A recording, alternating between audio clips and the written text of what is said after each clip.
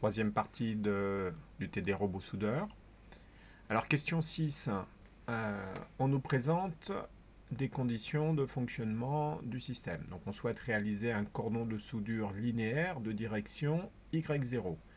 Il est nécessaire pour que le cordon de soudure soit correctement réalisé que θ1 égale 0, c'est-à-dire un moteur M1 bloqué dans une position spécifique, que l'angle entre Z0 et Z3 noté alpha soit constant et que V de O4 appartenant à 4 par rapport à 0 soit égal à VY0.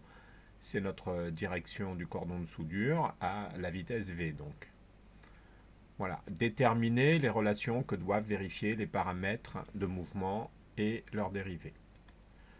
Alors, on va reprendre cette question. On va essayer d'exploiter un petit peu les éléments qui sont donnés. Donc alpha, c'est l'angle entre Z0 et Z3. θ2 plus θ3, on peut dire que alpha point est nul. Hein, si l'angle est constant, ça veut dire que la dérivée est nulle. θ.1 égale 0, puisque θ1 égale 0. Alors, on reprend notre vecteur tel qu'on l'avait, et on va essayer de voir un petit peu ce qu'on peut exploiter là-dedans. Donc, ici, on a un grand terme devant x2. Il est en facteur avec θ.1, donc déjà, tout ce terme-là, on va l'oublier. Ça nous fait déjà un gros terme en moins. Le terme ici, L1, θ.2, Z2, on voit rien de particulier. Celui-là, lambda, θ.2 plus θ.3, ici, on voit que c'est alpha point, donc c'est nul, encore un terme qu'on oublie. Ici, on a à nouveau du θ.2 plus θ.3, c'est nul. Par contre, on gardera le lambda point Z3. Voilà, quand on prend tout ça, on obtient cette relation-là intermédiaire qui va nous permettre de travailler. Donc c'est déjà une relation bien plus simple que celle qu'on avait sur le mouvement complexe de O4. Alors, qu'est-ce qu'on peut faire avec cette relation? Donc, on veut que la vitesse de O4 appartenant à 4 par rapport à 0 soit égale à VY0, et on a déterminé dans les conditions particulières de la question 6 ce qu'était ce vecteur vitesse. Alors, pour pouvoir égaler deux vecteurs, il faut qu'ils soient exprimés dans la même base. Donc, on va choisir la base 0, puisque c'est là qu'on a ce vecteur simple. Donc, il nous faut exprimer Z2 et Z3 dans la base 0. Donc, on prend notre figure de changement de repère. Z3 dans la base 0, on voit qu'on a un angle ici, θ2 plus θ3. Donc, on va avoir un moins sinus θ2 plus θ3 Y1 et un cosinus θ2 plus θ3 Z01. On va mettre ça en place. Donc, cosinus θ2, alors j'ai dit des bêtises. J'ai pris Z3, mais c'est Z2 qu'on recherche. Excusez-moi. Dans un premier temps, donc cosinus θ2 Z0 et moins sinus θ2 Y1. Voilà. Alors le Z3, effectivement, c'est celui que j'ai donné un petit peu précédemment. Et là, il est un petit peu plus compliqué. On a du cosinus θ2 plus θ3, etc. Voilà. Donc, juste projeter à partir de cette figure de changement de base et des rotations qui sont données, qui sont paramétrées par les angles θ2, θ3. Voilà. Bon, c'est pas une relation forcément facile à exploiter, donc il faut maintenant prendre en compte le fait que y1 égale y0, parce que θ1 égale 0, donc la base 1 n'a pas bougé par rapport à la base 0. Donc ça va nous faciliter un petit peu. Donc voilà, on a tous les éléments en remplaçant y1 par y0. On a l'écriture V de 0,4, là, appartenant à 4, qui est maintenant écrit dans la base 0. Alors, si on reprend ce travail, on a ça, et maintenant, il faut trouver les relations. Donc là, c'est le plus simple. Deux vecteurs sont égaux si leurs coordonnées sont égales. Donc, ce vecteur-là, il a une coordonnée en Z0 qui est nulle, puisqu'on n'a rien de ce côté de l'égalité, on n'a rien sur Z0. Et on a la coordonnée en Y0 qui vaut V. Donc ici, il suffit de regrouper tous les termes en Z0 et dire que leur somme fait 0. Et de regrouper tous les termes en Y0 et de dire que leur somme fait V. Voilà, quand on fait ça, on obtient ici les deux relations qu'on peut exploiter par la suite. Donc ça, c'est des maths, hein, typiquement, et puis c'est l'exploitation du calcul qu'on a fait avant. Hein. Vous voyez qu'il y a beaucoup de trigonométrie quand même.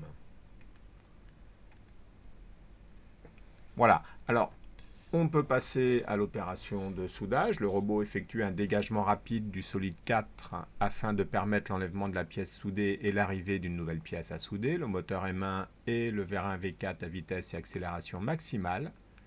Lors de cette phase, les moteurs M2 et M3 sont bloqués afin de maintenir le solide 2 en position verticale et le solide 3 en position horizontale. Donc pour avoir ça, on a θ2 égale pi sur 2, θ3 égale moins pi sur 2. Et on nous demande de déterminer dans ces conditions le vecteur accélération gamma de O4 appartenant à 4 par rapport à 0. On reprend notre vitesse, donc on va exploiter θ2 égale constante égale pi sur 2, θ3 égale constante égale moins pi sur 2. Ça me dit que θ2 plus θ3 égale 0, accessoirement. Donc ici, un θ2 plus θ3 qui vaut 0. Un cosinus θ2 plus θ3 qui vaut 1. Un cosinus θ2, si j'ai pi sur 2, qui vaut 0, etc. Voilà, on peut déjà prendre un petit peu des éléments. Ici, on a un θ.2 qui vaut 0, puisque l'angle est constant. θ.2 plus θ.3 qui vaut également 0. Et θ.2 plus θ.3 qui vaut toujours 0. Voilà. On a donc une écriture bien simplifiée de notre vecteur vitesse dans les conditions de dégagement. Voilà, on peut prendre ce résultat intermédiaire. Et finalement, il reste à calculer l'accélération. Donc l'accélération, c'est la dérivée de la vitesse. Et voilà, on a à dériver ce terme-là. Donc dérivée de moins θ1, L2, x2 plus lambda. Alors dérivée d'une somme, somme des dérivées, dérivée d'un produit, donc θ point point x2, θ point dérivée de x2, lambda point point z3, lambda point dérivée de z3. Voilà, on écrit tous ces termes tranquillement, on a les 4 termes. Et ça nous amène au calcul de deux dérivées vectorielles. La dérivée de x2 sur dt par rapport au repère 0, hein, c'est l'accélération par rapport au repère 0, et d de z3 sur dt, elle aussi par rapport au repère 0. Donc on y va, on va passer donc par les formules de Bohr, on va passer donc au niveau de x2 par le repère 2, donc on aura oméga de 2 par rapport à 0 vectoriel x2. Hein, j'ai retiré, maintenant on est habitué, le d de x2 sur dt par rapport au repère 2, plus oméga de 2 par rapport à 0 vectoriel x2. Ce terme-là est nul, on passe justement par le repère 2 parce que x2 est fixe dans le repère 2. Voilà, et quand on fait le calcul, donc on remplace oméga de 2 par rapport à 0 par rapport à ce qu'on avait, et on a donc des produits vectoriels z0x2 et x2 vectoriel x2. C'est un produit vectoriel là qui est nul, et donc voilà, il nous reste z0 vectoriel x2 qu'on va pouvoir écrire en faisant le calcul θ.1 y1. Je vous laisse faire le calcul des produits vectoriels, c'est quelque chose qui ne doit plus poser de problème.